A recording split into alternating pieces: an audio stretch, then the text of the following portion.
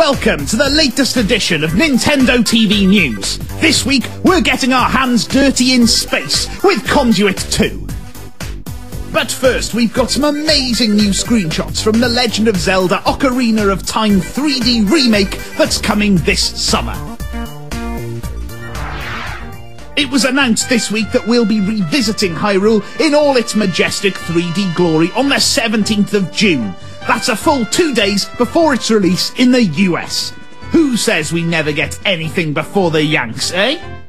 These brand new screenshots give us a first glimpse of Link getting his hands on the Master Sword, Zelda getting herself kidnapped, and also a bit of fishing action. We'll keep you up to date with Ocarina of Time news as and when it happens, but for now, just sit back, relax, and enjoy these beautiful scenes. Oh, ah, and other excited noises. Out this week is Conduit 2, the sequel to 2009 sci-fi shooter The Conduit. It follows the plight of brave space tough guy Agent Michael Ford as he tries to fend off alien invaders, the Drudge. The game picks up exactly where the first game ended, and you're back in control of Ford, who's voiced by John St. John, best known as the vocal talent behind Duke Nukem. As long as Adams is still alive, he's a threat. We spoke to Chief Creative Officer at High Voltage Software, Eric Nofsinger, who told us what we can expect from the new game.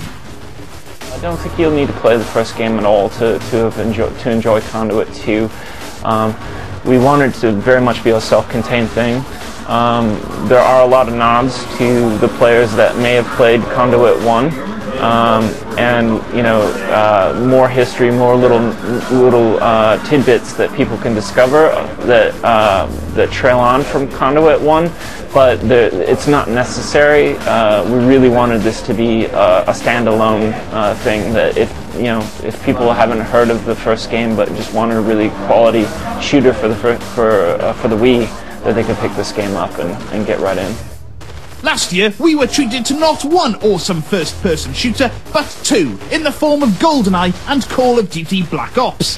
But Nofsinger was quick to point out that Conduit 2 is offering a different experience to these games. There's lots that I think that sets us apart from other games, and there are some other Wii games that are very very exciting that have come out in the last year. GoldenEye, Black Ops, really good games that came out. But I think we're doing some different things that are quite good. We have some really fantastic, over-the-top science fiction weapons. We've really embraced the sci-fi of the game. We have weapons that allow you to collect up your enemies' projectiles and shoot them back at them. So a lot more fantastical type things as opposed to just bigger and bigger BFGs all the time. We also caught up with Matt Corso, who is in charge of making Conduit 2 look all pretty and nice. He told us how the team behind the game learned some lessons from making the first title to really make Conduit 2 a gaming success. We made Conduit 2 right from the get-go, based off, the tail end of Conduit 1. So we already had this whole great multiplayer engine in place, so we could start developing levels like pretty much right away that were way improved from the first game, and we can start testing them from day one.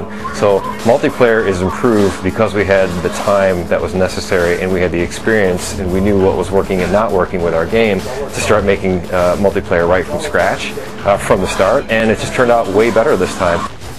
Conduit 2 is out now, so you can see for yourself why these guys are so excited about the new game. Well, that's the end of that chapter of Nintendo TV News. Next week, we're off me hunting with our 3DS at the Geek Fest that is Kapow Comic Con in London. There's all that, as well as the latest Nintendo TV news coming your way from Friday the 29th of April.